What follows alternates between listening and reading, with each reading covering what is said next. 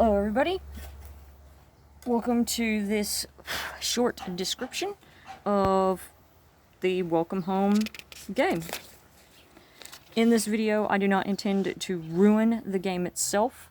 Instead I intend to talk about how to enjoy the game and what it is in general. Being kind of new to this genre, I do not fully understand the protocol. So you'll have to go into a Discord for that or find some other source for that information. But I have played the game at least enough to give you an idea for how to navigate it and what it is, at least from my perspective. So let's get started. What is Welcome Home? It's an ARG, so that's an alternate reality game. Basically, what the authors have done is they have created an entire other universe, if you will, so that this completely different collection of ideas and concepts can be set up. Sometimes the world is familiar, sometimes it is not. It just depends on what kind of ambiance the authors want to set up. This particular one is horror themed. That said, when you look at it, it doesn't look that way. Okay, trying not to get into copyright problems here. It does remind me of some of the television shows that included puppets that I watched when I was younger, and still kind of have a lark watching them now. Forgive me for a bit of a stammer. I have a bit of a lark just watching them as an adult. So, yeah, it's very colorful, and it looks non-threatening, but, yeah, just be aware, it is actually kind of scary and very creepy. It's online, and it uses a lot of different platforms. I know that it uses YouTube, I'm pretty sure Facebook, Twitter, Instagram. I know that there are some game review sites that have links for it. So yeah, it's kind of all over the place. And there is at least one channel definitely dedicated to some of the information surrounding this whole event. It's definitely interactive. There are parts and pieces of the game that you can directly interact with.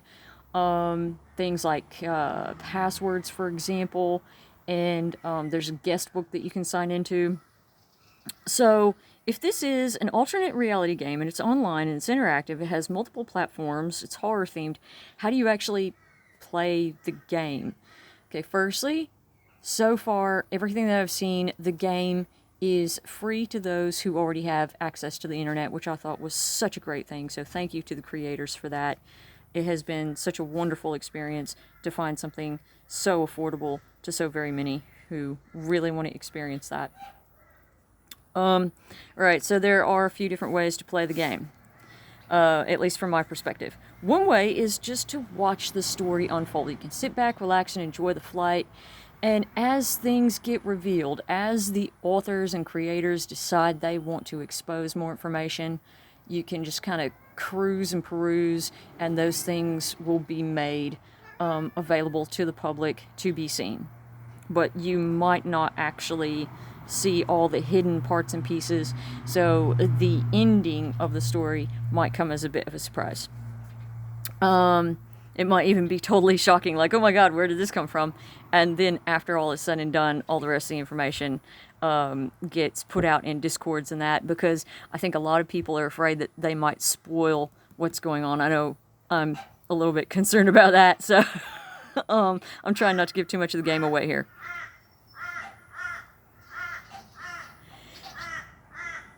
Have a crow. Actually, that would be a craven. We have sort of a cross between crows and ravens here, and they're very interesting. There's another way you can enjoy the game, and that is to investigate it. So that's the path that I took, because I thought, okay, it's horror themed, there's hidden stuff here. Obviously, it's meant for people to also enjoy as an investigative experience. So, two ways that you can do this is what I think of as the front door method, and then there's the it-house rat method. You can see I'm doing my own censoring there. And when you choose the front door method, what you're doing basically is you're following the mass and you're going along with the typical way that most people would try to enjoy the game through its investigation style entertainment value. So using that method, you would go to the Welcome Home page and just visit that and peruse through that firstly.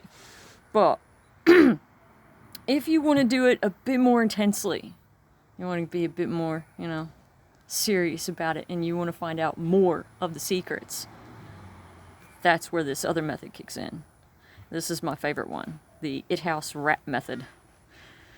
And what happens is, I think of it as, instead of going through the front door where you're just kind of waiting in line and there's people passing you by, you can't figure out why everyone else is getting into the club and you're getting excluded, and it could be for any reason. I'm using a club reference here because it's the best reference I have. And you're just not getting in. You're not getting into the entertainment, you're not getting into the secrets, but hey, the outside looks pretty cool. You want inside, and you want inside quick. Think like a rat. Go around. Don't go to the side door. There's just going to be a bouncer behind there. You're just going to get kicked out. So go around. Go to the windows at the toilet block.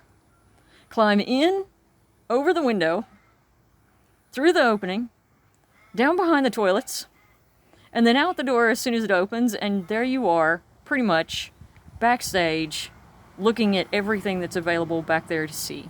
All the stuff that the people who are being entertained shouldn't be able to see, because suddenly you're back there with all the, say, for example, the musicians' cases and the stage equipment and all the old props and things of that nature, and all the old pamphlets and the playlist and things like that. It's very similar to that sort of experience. And so I use this method. So I don't go the way most people would go when they're doing like investigative type games. This is the one I enjoy because it's more shocking at first, because you go, oh my god, I didn't realize all this was here. But at the same time, everything else that's more upfront starts making more sense. And then there's this fun tension of, oh, I know all this stuff, and I can't tell anybody, because you're afraid it'll ruin the game for them. So it has its own sort of tantalizing edge to it.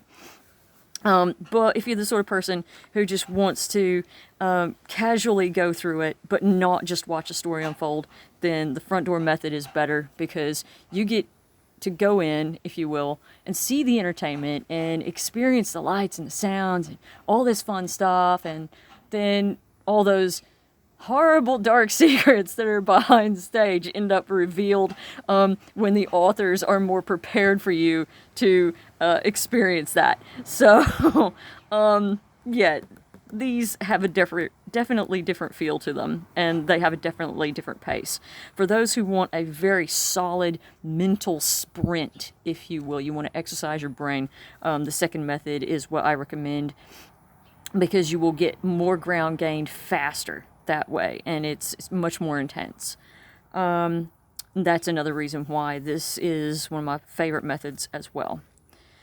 Now, I put in asterisks here and I said you can interact. Earlier I said it was an interactive game. How does this tie in as ways to play? Well, obviously, if you can sign into a guest book and leave a message, that's one way to interact. And there are sections of the game where you can email and leave other kinds of messages and click on things, and they lead you to other sections of the game. So yeah, you can have a play with that as well, and just find all the fun little bits and bobs that function or don't function, and yeah, lots of things to do there as well. All right, so just gonna make sure this is in focus here. Personal recommendations. Okay. this is a safety precaution, alright? So, one of the first things I would recommend whenever you're looking at playing any of these games is check for authenticity and creative ownership and or license. You don't want to be stumbling across something like this, believing that it's a game or being told that it's a game when in fact it's not. It's very dangerous. So one of the first things I did was I checked for the legitimacy of it actually being a game, and this reassures safety, and it tells me that yes, what I know about this, at least as far as my investigation into it is concerned, it's safe. And my devices are safe, my computers are safe, my personal information, as long as I'm not, giving out too much stuff, is also fairly safe. But believe me, it's important that you check this out for yourself. In any of these games, do not take someone else's word for it just because they said, oh, I believe it's safe. No. Look for that creative license. Look to see if you can find who actually the creators and the authors are, because if you can't find that information, that's something I would consider a bit of a red flag. And look, when you find out who those people are, be respectful and don't go blurbing to everybody who they are. It's safe enough to say that, yes, I do know who the creators are, but don't be telling everybody what their names are, because they're humans too. They want their peace and quiet. And when something becomes really popular, they tend to get bothered by a lot of people going, oh, when's the next update coming? Or what happened here? Or I don't understand this. Can you give us a clue on that? No. They built the thing. They know what they're doing. Give them time, give them space, and try not to give other people reason to try to contact them. So keep those names safe and just quiet.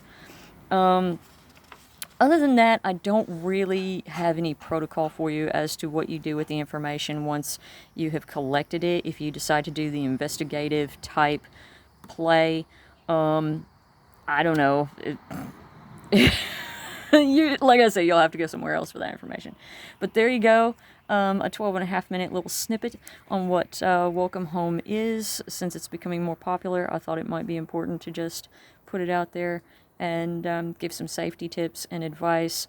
And look, once again, with any sort of interactive thing, make sure you're not putting any of your personal details out there, because let's face it, we've seen too many times where people made that mistake and then identities were stolen, too much information was taken, and bank accounts were emptied, and all kinds of horrible things. So, yeah, just keep your information, your personal information, to yourself, and be respectful, and just have fun.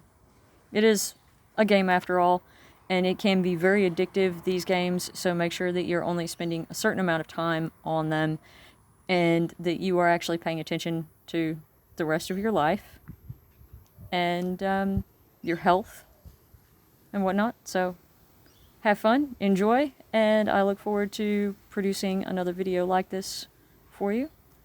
Hope this has been helpful.